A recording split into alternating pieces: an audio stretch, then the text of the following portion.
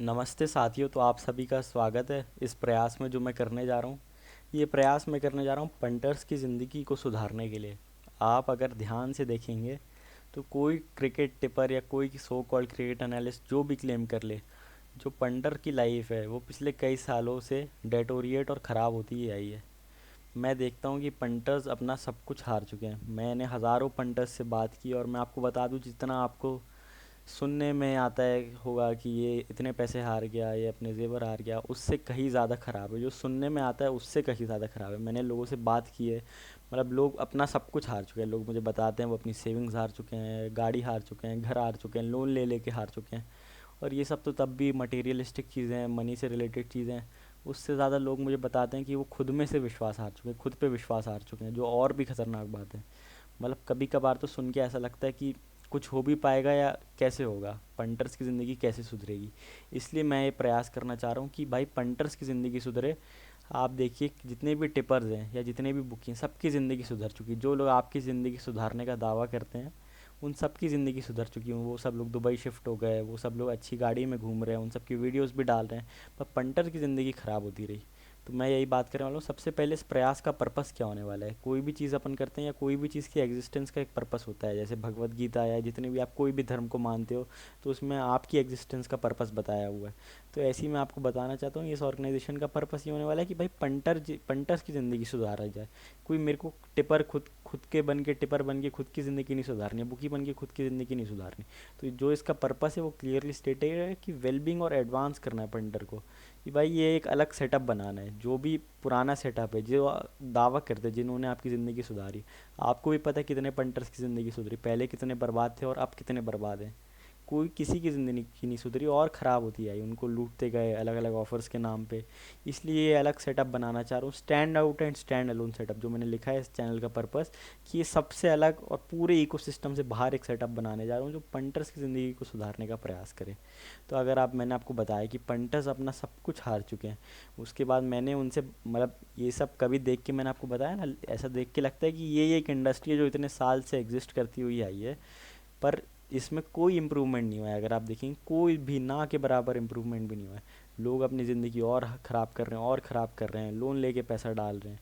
मतलब उनकी ज़िंदगी और ख़राब होती जा रही है, और उसमें टिपर्स भी भागीदार है और बुकी भी भागीदार है। जो लोग कहते हैं कि आपके लिए ऑफर्स लाए, ये लाए, वो आपकी ज़िंदगी और ख़राब कर रहे हैं एक तरीके से। मेरे को कभी कभी देख के डर भी लगता है कि कोई ऐसी फील्ड नहीं, भले आप स्टॉक मार्केट में देख लें, वहाँ एजुकेशन प्रोग्राम्स रन हुए हैं या सेबी डिस्क्लोजर लाया, पर ये एक ऐसी फील्ड है जहाँ मेरे को देख के लगता है कि यार कैसे होगा। लोगों की ज़िंदगी इतने टाइम से ख़राब होती हुई आई और किसी ने सुधारने का प्रयास नहीं किया। तो मैं एक चाहता हूँ एक सामूहिक प्रयास हो कि सब लोग, हम सब लोग मिलके, मैं इसका कोई वो नहीं होने वाला कि मैं इसका फिक्स टाइम तक मैं ही चलाते रहूँगा। आप में से अच्छे लोग चुन के आएँ, आप में से अच्छे पंटर जो हैं वो पंटर्स की मदद करें। मेरा यही एक एम है या पर्पस है इस चैनल को बनाने का। सबसे पहले, और मैंने आपको बताया जैसे कि स्टार्टिंग में मैंने बताया, भाई जितने भी टिपर्स बोले हैं, जो कोई कुछ भी बोले कि आपकी ज़िंदगी सुधरी नहीं सुधरी, आप खुद देख लो ना। भले ही मान लो सबकी ज़िंदगी सुधर गई, क्या आपने दुबई में विला लिया? क्या आप रोल्स रॉयस में घूम रहे हो जो टिपर वीडियो डालता है? कि आप क्लब्स में दिन रात पार्टियाँ कर रहे हो? आप तो भाई अपनी ईएमआई भरने की, अपनी क्रेडिट कार्ड भरने की, उन सब के प्रयास में लगे हुए हो ना। तो यही मैं आपको बताना चाहता हूँ कि जो एग्जिस्टिंग सेटअप है, जो भी अभी सेटअप चलता हुआ है, जो इसके पर्पस में लिखा हुआ है, वो इंक्लूड करता है सारे टिपर्स और सारे मेजर बुकीज़ को। मतलब जिन लोगों ने साथ में पार्टनरशिप कर रखी है, डील बांध के रखी है, और जो इतने टाइम से पंटर्स को हरास करते हुए आ रहे हैं कि पंटर्स के दिमाग में भी नहीं आया कि यार कुछ हम लोग के लिए भी होना चाहिए यहाँ पे। मतलब फेक कंट्रोवर्सीज करके आप देखोगे जितने भी टिपर्स से आप पर्सनल में या कभी उनके मैनेजर से बात कीजिए, वो आपको बताएंगे कि ये सब कंट्रोवर्सीज फेक होती हैं। ये क्रॉस क्रॉस प्रमोशन के लिए किया जाता है। फेक ऑफर्स निकाल के कि आपको अगर ये मैच हारे तो एक का 10 वापस मिलेगा, ऐसा होगा वैसा होगा, हार मेरी जीत आपकी, ये सब ऑफर्स निकाल के आपको लूटते हुए आए हैं।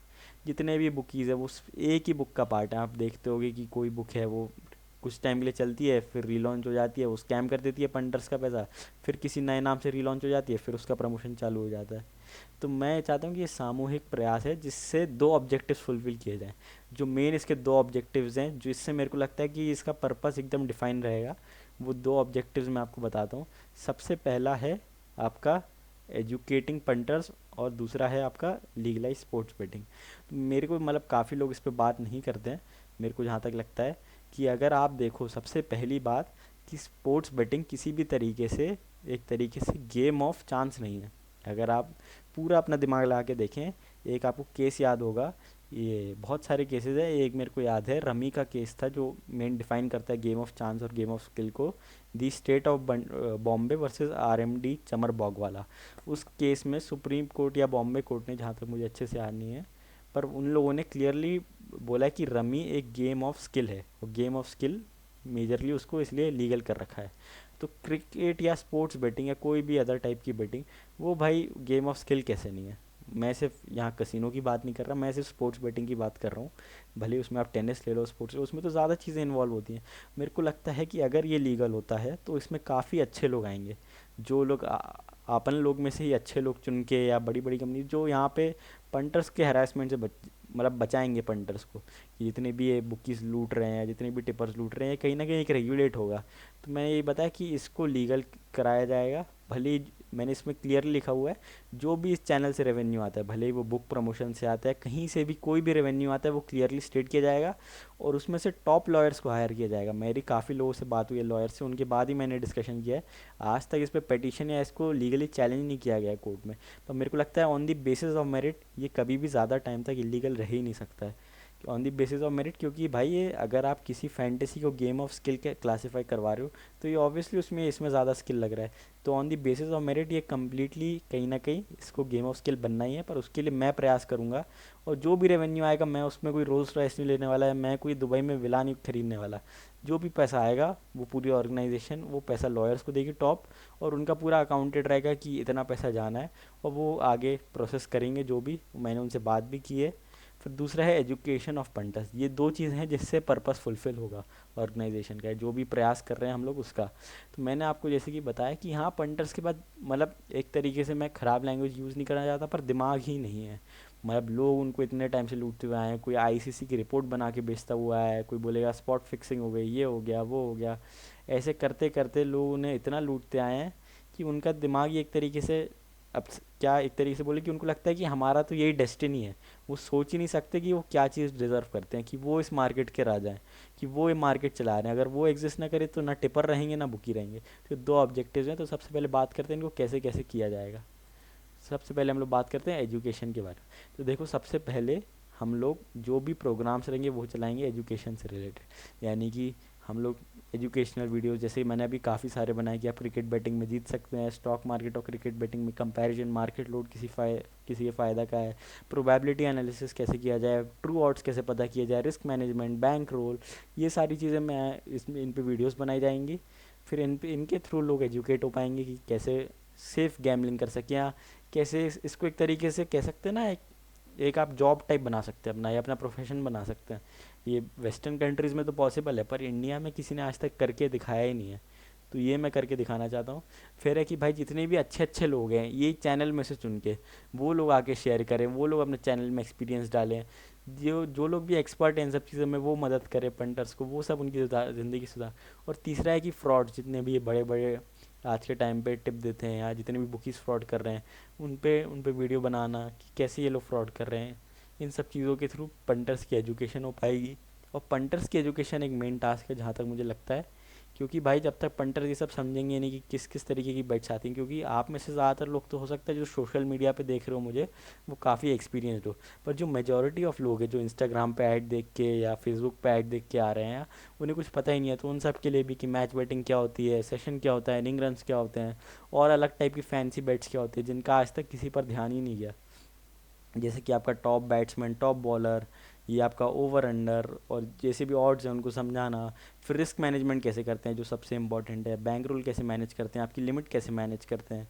फिर स्ट्रैटेजीज़ कैसे बना सकते हैं आप, जिन पे आपकी स्टैटिस्टिकली हाउस एज बने बुकी के ऊपर, बुकी की आपके ऊपर एज ना रहे, आपकी बुकी के ऊपर एज रहे। ऐसी स्ट्रैटेजीज़ कैसे बना सकते हैं आप, एडिक्शन कैसे छोड़ सकते हैं।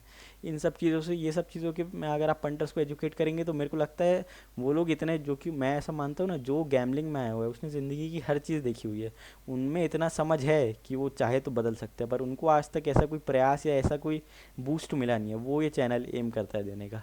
तो हम लोग उसकी, मैं प्लेयर के जो भी पैसा आएगा, वो जो भी चैनल से रेवेन्यू जनरेट होगा, वो पूरा यहीं खर्च होने वाला है, भले टीम हायर करने में हो या जहाँ भी हो। उसका 1 रुपये भी कोई घर लेके नहीं जाने वाला। तो जो भी प्लेयर या टीम फॉर्म है उसके लिए जो भी अलग अलग एक्सपर्ट्स हैं वो हायर किए जाएंगे, वो बताएंगे कि ये प्लेयर कैसा है, टीम फॉर्म कैसा है, पिच और ग्राउंड कंडीशंस कैसे एनालाइज की जाए।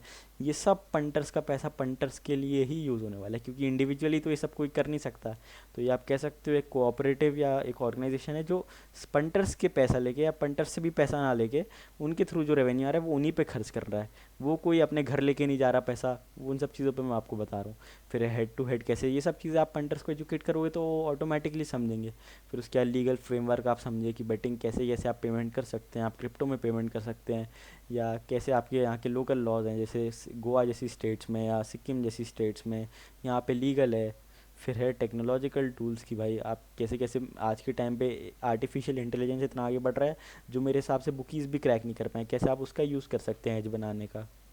फिर इन सब चीज़ों पे अगर आप पंटर्स को एजुकेट करें, मुझे लगता है कि लोग सुधरने को रेडी है, पर उनको ऐसा कोई मौका नहीं मिला है आज तक। जब उनको एक अपॉर्चुनिटी दिखेगी कि हाँ भाई हम लोग ऐसा कर सकते हैं, या ये हम लोग का ही चैनल है, मैं आपको बताया ना ये मेरा कोई चैनल नहीं है, ये हम लोग का आप लोग का ही चैनल है, ये चैनल से आप लोग आप ही सीखोगे और आप ही लोगों को सिखाओगे कि भाई ऐसे ऐसे कर सकते हैं, आपके एक्सपीरियंस से उनसे पंटर एजुकेट होंगे। फिर उसके बाद भाई आप इन सब चीज़ों से आप बहुत कुछ सीख सकते हो, ये एक्सपर्ट एनालिसिस क्या कह रही है, ये और बहुत सारी कम्युनिटीज़ क्या कह रही हैं, बाहर के फॉरेन पंडर्स क्या कह रहे हैं, वो सब इसके अंदर के एक पार्ट रहेंगे।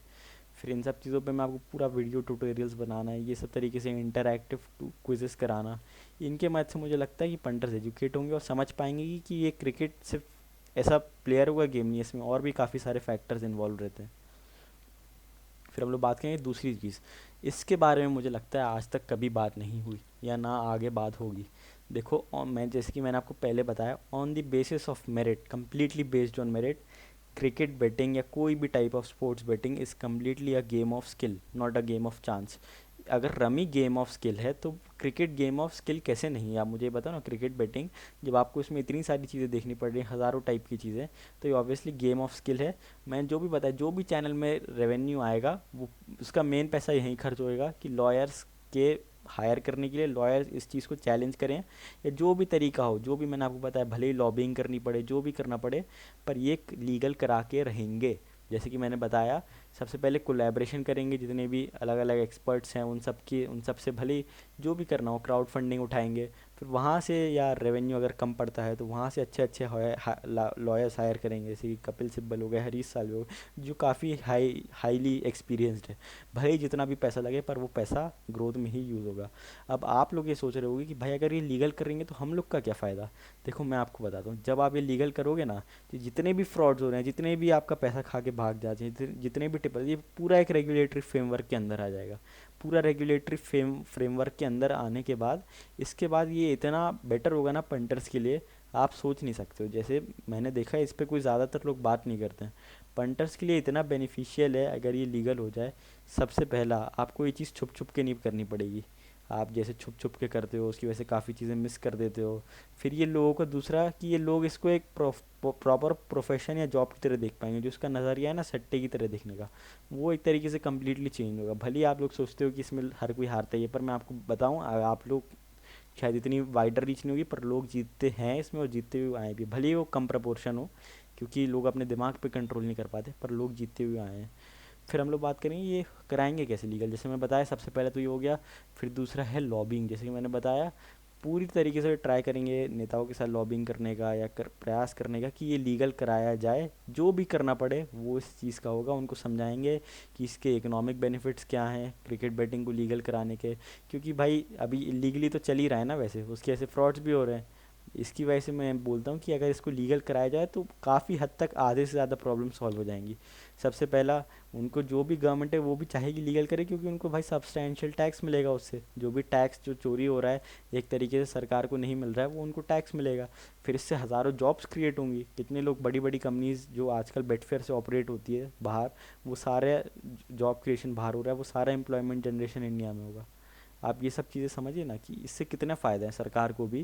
फिर टूरिज़्म बूस्ट होगा कि लीगल अगर स्पोर्ट्स बेटिंग होती है तो इंडिया में मेजर लीग्स हैं, आईपीएल जैसी, या छोटी मोटी लीग्स भी टीएनपीएल जैसी बाहर की बड़ी बड़ी लीग्स को कंपटीशन देती हैं। तो जो लोग वहाँ पे हैं वो यहाँ पे टूरिज़्म बढ़ाएंगे। फिर भाई सबसे मेन जो होगा वो कंज्यूमर आप लोगों को फ़ायदा होगा। जैसे मैंने बताया ब्लैक मार्केट एक्टिविटी, इलीगली जितनी भी चीज़ें हो रही हैं या जितने भी लोग स्कैम करके भाग रहे हैं, जब गवर्नमेंट इन सब चीज़ों को रेगुलेट करने आएगी ना, कि जो भी अनरेगुलेटेड बुकीज़ हैं, जितने भी लोग फ्रॉड कर रहे हैं उनको पकड़ेगी वो ढंग से, फिर भाई आप लोग के इंटरेस्ट सबसे पहले बचेंगे। जैसे मैंने बताया ना, गवर्नमेंट भी अगर आप देखोगे स्टॉक मार्केट में, तो सभी सबसे ऊपर रखते हैं रिटेल इन्वेस्टर के इंटरेस्ट। ऐसी जो भी नॉर्मल पंटर है उसके इंटरेस्ट सबसे ऊपर रहेंगे अगर ये लीगल होता है। फिर उसके बाद हम लोग देख सकते हैं कि जितना भी करप्शन वगैरह होता है, ट्रांसपेरेंसी आ जाएगी ऐसे स्पोर्ट्स में। अगर जैसे आप शीशन का केस देखें, शीशन मैच फिक्सिंग केस हुआ था, उसमें खुद एक कमेटी बनाई गई थी सुप्रीम कोर्ट के द्वारा, जिसका वही वर्डिक्ट ये था कि इसको लीगल करना चाहिए, इससे मैच फिक्सिंग रुकेगी और काफ़ी सारी प्रॉब्लम सॉल्व होंगी। फिर और जैसे लीगल में और भी काफ़ी सारे पॉइंट्स, जैसे डिजिटल इकोनॉमी को बूस्ट मिलेगा, लीगल क्या है, बहुत सारे डिजिटल पेमेंट सिस्टम आगे बढ़ेंगे, लीगल ऑनलाइन प्लेटफॉर्म आएंगे जिन पे आप बेटिंग कर सकते हैं। फिर फॉरेन इन्वेस्टमेंट आएगी, जो बड़ी बड़ी कंपनीज है वो इन्वेस्ट करेंगी, क्योंकि इंडिया में स्पोर्ट्स का वैसे ही एक काफ़ी बड़ा कल्चर है। ये सब चीज़ें हैं। फिर भाई लीगल पेमेंट चैनल्स आएंगे, लोग और डेवलप करेंगे इन सब चीज़ों को, और नए नए लोग आएंगे, आप ही लोगों में से अच्छे लोग आएंगे जो इस इंडस्ट्री को अच्छा बनाने में, कह सकते हैं ना, अपना रोल अदा करेंगे। अभी तो लोग आ नहीं पाते, जैसे ही उनको दिखेगा कि ये चीज़ लीगल है तो वो अपना और प्रयास देंगे आगे, और एफर्ट डालेंगे, और लोगों तक जाने की कोशिश करेंगे। और तीसरा जो मैं आपको बताया ना, लोग जैसे कहते हैं कि अपना नज़रें छुपा छुपा करके या ऑफिस में छुप छुप करके ये करते हैं, तो उनको एक रिस्पेक्टफुल लाइफ मिलेगी कि भाई ये लीगल है, पूरा जुडिसिक्शन के अंदर आता है। अगर कोई फैंटेसी प्लेयर हो वो खेल रहा हो, उसको कोई सट्टेबाज नहीं कहता है। पर अगर कोई इसमें हो, पर इसमें तो जबकि मैंने आपको बताया ना ज़्यादा स्किल लग रही है, ये ज़्यादा गेम ऑफ स्किल है, इसमें लोग उसको देखते हैं कि अरे ये सट्टेबाज है, ऐसे करता है, सब कुछ हार चुका है, यही। फिर मैं आपको बताया ना, ये सब चीज़ें करके हम लोग इनको तीन तरीके से करेंगे। सबसे पहले तो कोलैबोरेशन करके, जितने भी बड़े बड़े जो भी हेल्प करना चाहे हम लोग की, हम लोग ओपन टू हेल्प है, पूरी ऑर्गेनाइजेशन ओपन टू हेल्प रहेगी।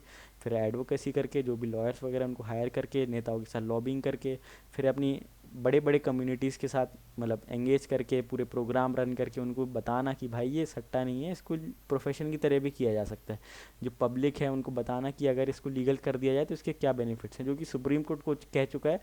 बस इसके प्रति अगर थोड़ा भी प्रयास हुआ ना तो ये पॉसिबल है, और ज़रूर करके दिखाएंगे। आप ही लोगों के प्रयास की मदद से sports betting, cricket betting India में लीगल करके दिखाएंगे तो दिखाएंगे। फिर हम लोग बात करते हैं कि भाई स्ट्रक्चर क्या रहने वाला है। मैं आपको एक चीज़ बता दूं कि ये मेरी ऑर्गेनाइजेशन या मेरा प्रयास नहीं है, ये पूरा आप ही लोग चलाएंगे, मैं इसका कोई वो नहीं हूँ। मैं बस इसका संस्थापक सदस्य हूँ, जो अभी स्टार्टिंग में इसको चला रहा है। बाद में आप ही लोगों से चुन के कोई आएगा जो इस चैनल को चलाएगा या जो इस चैनल का अध्यक्ष बनेगा। सबसे पहले मेंबरशिप, आप में से जो भी आना चाहे, जो भी इस आइडिया में यकीन रखता है कि भाई पंटर इस फील्ड का राजा है, कि पंटर ने इस फील्ड को बनाया, कोई बुकी या टिपर्स ने इस फील्ड को नहीं बनाया। अगर पंटर सब छोड़ के चले जाएं तो ये फील्ड पूरी ख़त्म है। पर वही पंटर्स को रिस्पेक्ट नहीं दी जाती, बुकीज टिपर्स उन्हें लूटते रहते हैं। तो अगर आप भी सोच के साथ हैं, या आप भी सोच में विश्वास रखते हैं कि पंटर्स को उनका हक मिलना चाहिए, मैं आप स्वागत है इस चैनल में या इस ऑर्गेनाइजेशन में, आप ज़रूर अपना साथ दीजिए। दूसरा कि प्रेसिडेंट रहेगा, ये ऑर्गेनाइजेशन मेरी तरह नहीं कि मैं चलाऊंगा या मैं ही चलाते रहूँगा, फिर मेरे बाद कोई मेरा बच्चा चलाएगा या मैं किसी को बेच दूंगा। जो भी प्रेसिडेंट है वो आप ही लोगों में से जो सबसे काबिल पंटर है वो इलेक्शन के थ्रू निकल के आएगा। उसका पूरा प्रोसेस कॉन्स्टिट्यूशन में आगे दिया हुआ है, और जो 2 साल तक पोस्ट लगेगा। पर जो मैं संस्थापक सदस्य हूँ इसलिए 1 साल मैंने इसके लिए एक्स्ट्रा रखा है, कि 1 साल चैनल को एस्टेब्लिश करने में लगेगा, बाकी 2 साल में अपनी जो भी नॉर्मल एक्टिविटीज़ है वो करूँगा। उसके बाद इलेक्शन होंगे और जो भी प्रेसिडेंट है वो अपना काम आगे संभालेगा। फिर जो भी इसका स्ट्रक्चर है उसके हिसाब से इसमें आपको टिप्स मिलेंगी, पर टिप्स में आपको कम्प्लीटली ऐसा नहीं होगा कि आप बोल दें कि स्पॉट फिक्सिंग है, इस चीज़ से टिप मिली है, रिपोर्ट आई है, 100% रिपोर्ट आई है, आईसीसी की तरफ से रिपोर्ट आई है, बीसीसीआई की तरफ से रिपोर्ट आई है, या सोर्स की तरफ से आया है। आपको कम्प्लीटली डिस्क्लोज करना पड़ेगा कि आप मैच कैसे दे रहे हैं।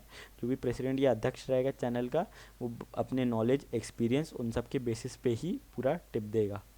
फिर हम लोग बात करते हैं आगे, इलेक्शन कैसे होगा प्रेसिडेंट का। प्रेसिडेंट अगर मेन चला रहा है तो इसका इलेक्शन कैसे होगा। सबसे पहला, जैसे ही प्रेसिडेंट की टर्म ख़त्म होने को आएगी, जो कि अभी फ़िलहाल हर प्रेसिडेंट की 2 साल है जिसको कोई चेंज नहीं कर सकता है, पर अभी पहले प्रेसिडेंट की टर्म 3 साल रहेगी, क्योंकि 1 साल चैनल एस्टैब्लिश या प्रयास, इस प्रयास को एक तरीके से पूरा स्ट्रक्चरल फॉर्म देने में लगेगा। वो 1 साल के बाद 2 साल की टर्म रहेगी। तो सबसे पहले बताएंगे इलेक्शन कैसे होगा, जो कि चेंज नहीं कर सकता है प्रोसेस को, कि ये पूरी प्रयास को कोई अपने अंडर कर ले या वो कर ले। ये पूरा पंटर्स की ज़िंदगी सुधारने के लिए ही प्रयास होगा, कोई इसको अपने अंडर में नहीं कर सकता है। तो सबसे पहले नॉमिनेशन कैसे होगा कि जो भी नॉमिनेट करना चाहता है, जो भी इसका प्रेसिडेंट या अध्यक्ष बनना चाहता है, पंटर्स की मदद करना चाहता है, उनकी ज़िंदगी को बदलना चाहता है, तो वो अपना कैंडिडेचर आगे कर सकता है, खुद को नॉमिनेट कर सकता है। उसके बाद नॉमिनेशन करने के बाद उसको अपना कैंपेन करने का पूरा टाइम मिलेगा। जो भी लोग खुद को नॉमिनेट करते हैं 3 महीने का उनको टाइम मिलेगा, उसके अंडर वो जो करना चाहें, जिस भी तरीके से इन्फ्लुएंस करना चाहे लोगों को, खुद का स्टेटमेंट दिखा करके, अपने विजन बता करके कि उनका विजन क्या है, आगे कैसे ऑर्गेनाइजेशन आगे बढ़ाएंगे, या कैसे उनने क्या सोच रखा है, पंटर्स की ज़िंदगी और कैसे सुधारेंगे, या कैसे वो टिप्स देंगे, अपनी बैक स्टोरी। उनको पूरा 3 मंथ का मौका मिलेगा कि वो कैंपेन कर सकें।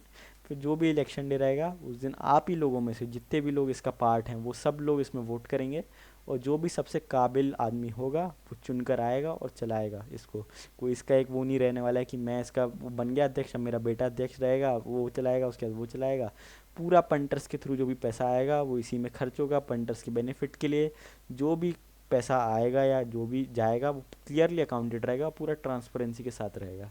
और जो भी प्रेसिडेंट भी रहेगा वो ऐसा नहीं है कि कब्जा करके बैठ जाएगा, या आप ही लोग की ऑर्गेनाइजेशन, आप ही लोगों को चलाना है ये। फिर मैं आपको बता दूं फाइनेंशियल स्ट्रक्चर, ये आखिरी कॉन्स्टिट्यूशन में जो पार्ट है कि भाई जो भी पैसा आएगा वो कैसे यूज़ होगा। तो मैं आपको बता दूं ऐसा नहीं है कि बुक प्रमोशन करना कोई पाप है, मैं आपको शुरू से ही बता के चल रहा हूँ। जो भी है, भले ही आपको बुरा लगे या कुछ लगे, मैंने बोला कोई कोई झूठ नहीं बोलूँगा, जो भी बताऊँगा सच और सीधी बात। कि भाई स्पॉन्सरशिप, इसमें जो भी बुकीज़ अपना प्रमोट करना चाहे उनकी पूरी बैक चेकिंग होगी। और ऐसा नहीं बाकी आपको किसी टिपर ने नहीं बताया होगा, किसी ने नहीं बताया होगा कितना पैसा आया। इसमें आपको हर चीज़ से बताया जाएगा कि भले ही कोई कोर्स लॉन्च किया, जो भी चीज़ जहाँ से 1 भी रुपए की इनकम होती है पूरे प्रयास में, वहाँ से वो चीज़ लिस्ट की जाएगी, यहाँ से इतनी इनकम आई है।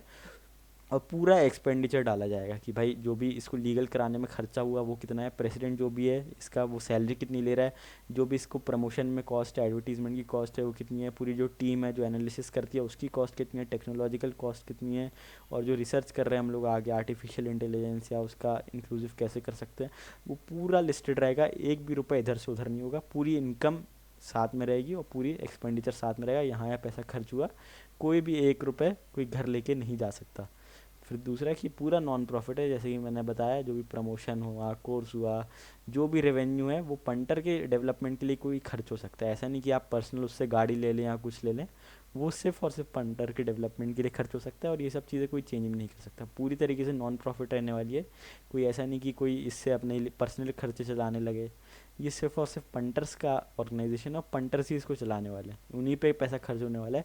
क्योंकि इंडिविजुअल इतनी मेहनत नहीं कर सकता कि अपनी पूरी टीम बैठाए, पर एक सामूहिक प्रयास के साथ ये पॉसिबल है कि खुद की टीम बैठाना, खुद की एनालिसिस करना, खुद के लोग ग्राउंड पे भेजना, ये सारी चीज़ें पॉसिबल हैं। मैंने आपको बताया जो भी स्पॉन्सरशिप या पार्टनर होगी, बुकीज़ या जो भी जहाँ से भी प्रमोशन का पैसा आएगा, मैं क्योंकि ये ऑब्वियसली गलत नहीं है, अगर आप सही चीज़ का प्रमोशन कर रहे हो या लोगों को सही जगह भेज रहे हो तो वो ऑब्वियसली गलत बात नहीं है, मैं भी नहीं मानता गलत बात है।